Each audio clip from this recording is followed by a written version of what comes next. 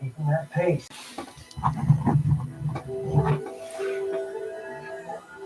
All right. Hi, guys, and welcome back to the channel. It's Deb, and I'm just going to make a couple of adjustments.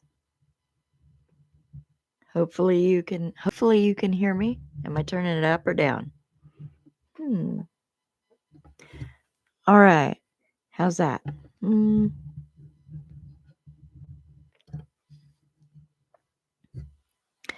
Okay.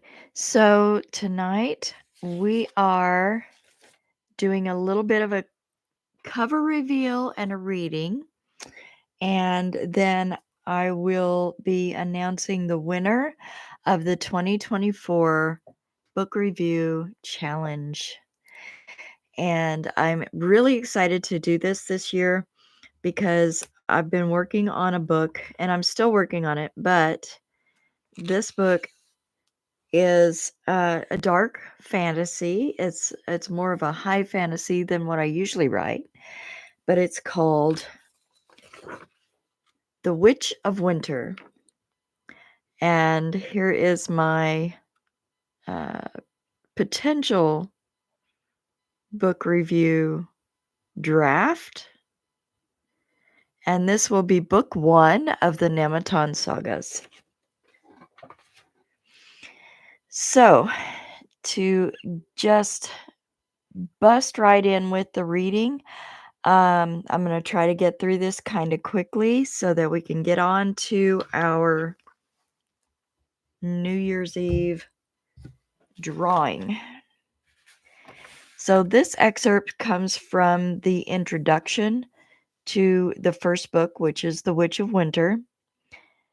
And it starts with a lady named Callie who really just wants to get to her Danish.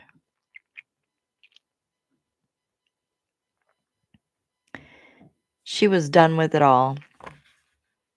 Callie strode through the 2 blocks of lunch rush foot traffic and pristine pumps, intent on getting back to her desk with her cream cheese Danish, new book, and black coffee before it got too cold.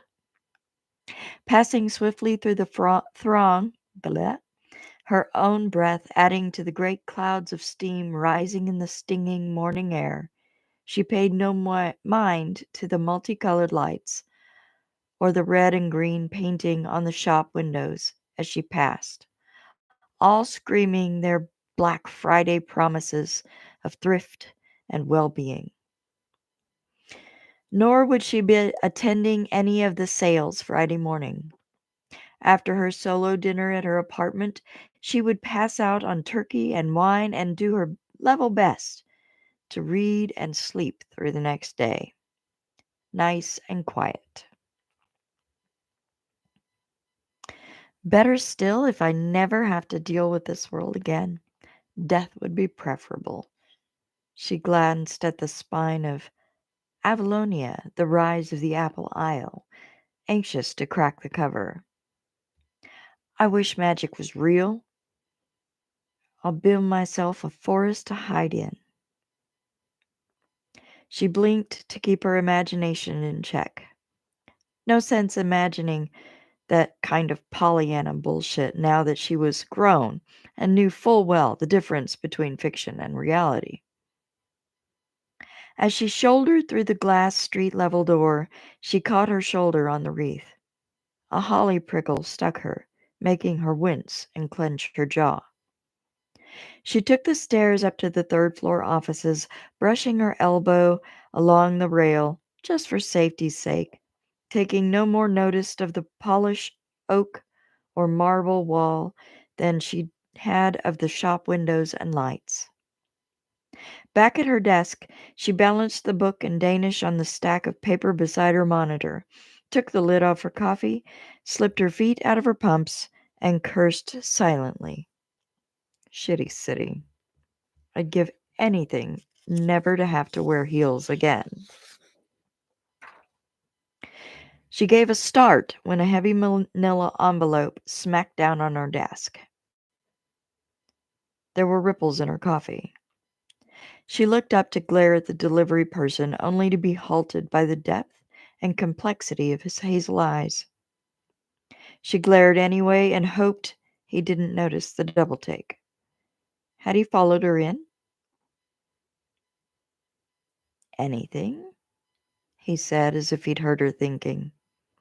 A tall man stood by her desk in a delivery uniform and one of those goofy commercial elf hats. Had she said it aloud?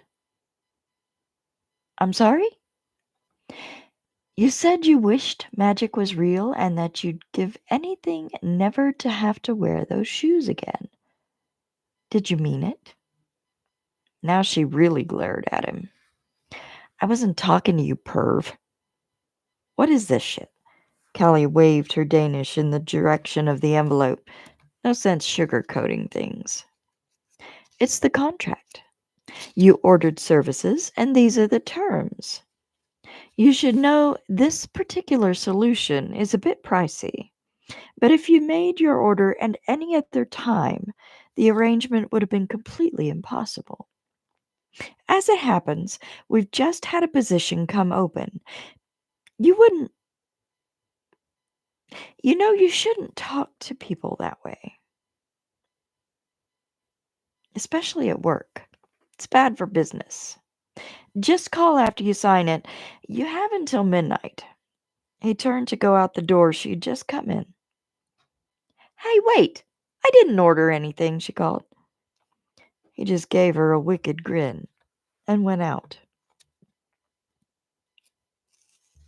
Kelly took a bite of her Danish and eyed the envelope. There was no return address, no email, phone number, or anything.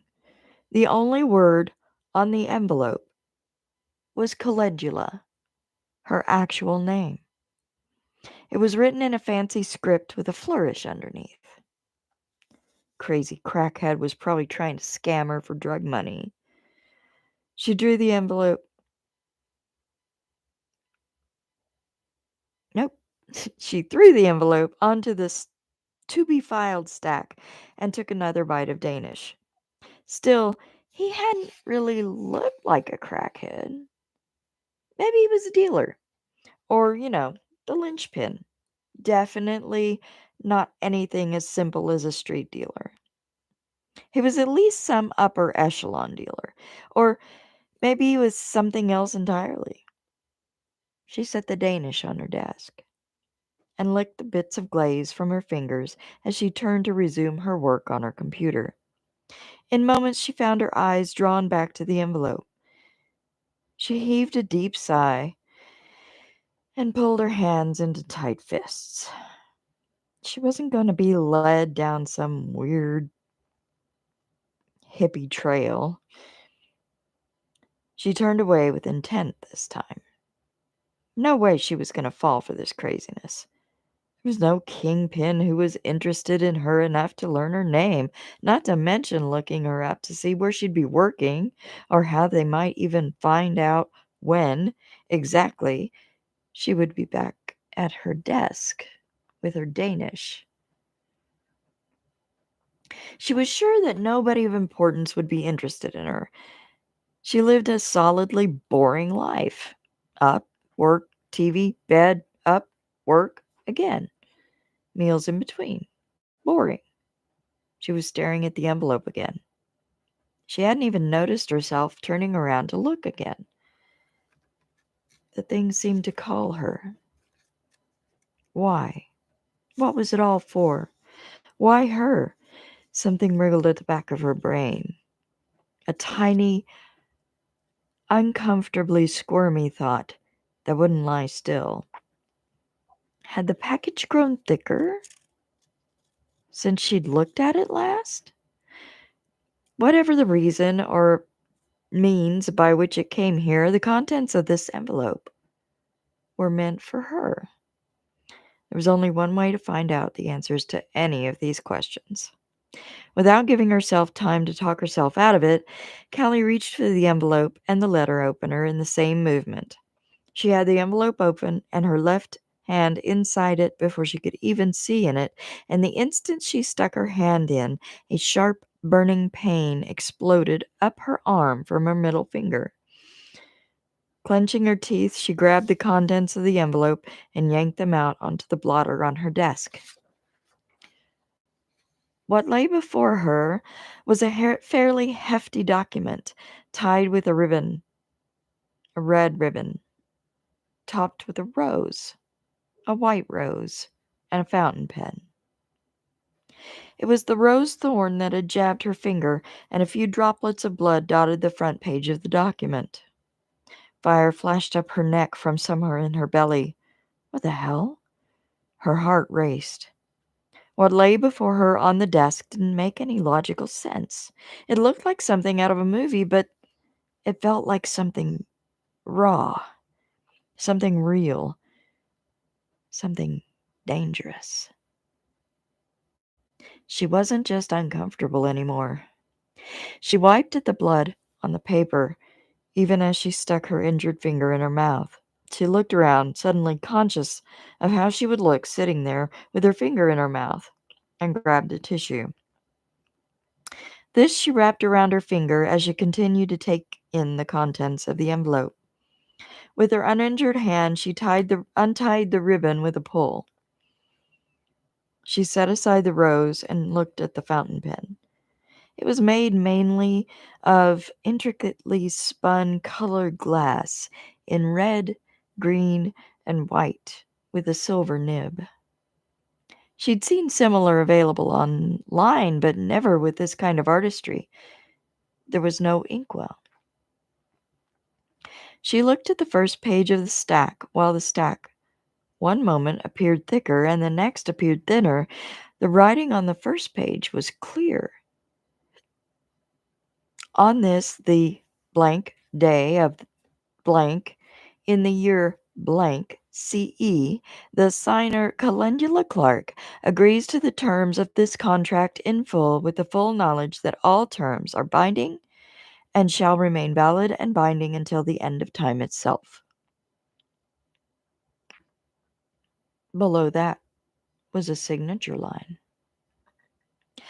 Then about halfway down the page it read, "On this, the blank day of blank in the year blank CE, the most venerable Queen Mab of the court of the Winter Fae agrees to the terms of this contract, in full, on the behalf of the entire fairy realm, with the full knowledge that all terms are binding and shall remain valid and binding until the end of time itself."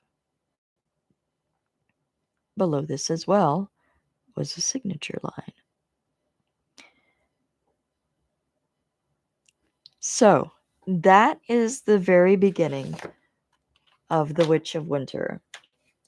And that's where I'll stop for now because we are 2 minutes until midnight. And we have quite a little bit of ground to cover between here and there.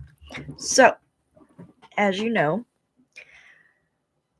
for the entirety of 2024, every month I read and reviewed one book on the craft of writing or the business of writing or productivity or creativity. So in each of those videos, I relayed a code word, and viewers were to collect all of those code words and email them to our email address at cattailacres@gmail.com.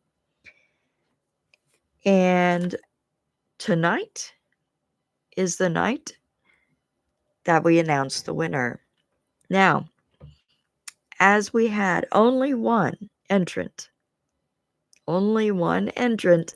who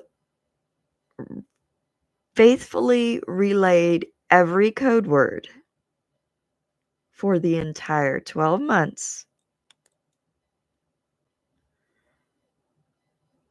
that is the person who has won this challenge. So,